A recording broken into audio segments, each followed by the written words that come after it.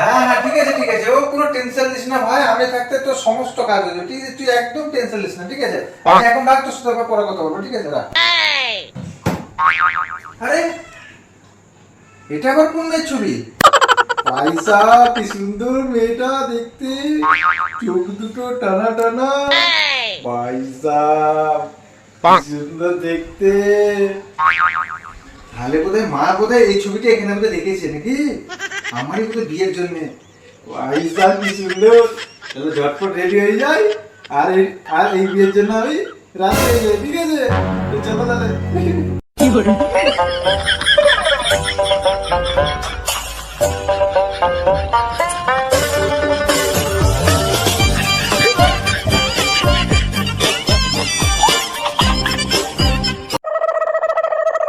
দিদি দিদি, এই শোন শোন শোন শোন শোন। হ্যাঁ বল। দিদি, দেখতো আমাকে কেমন লাগছে, দেখতো?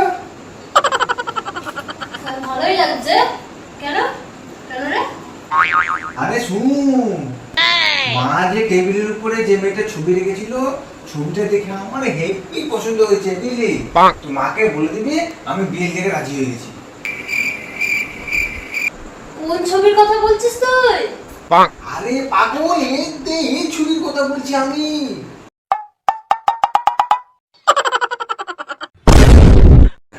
আরে ধু, তো মা কালকে শাড়ি এনেছে তো তারই ক্যাটলগ।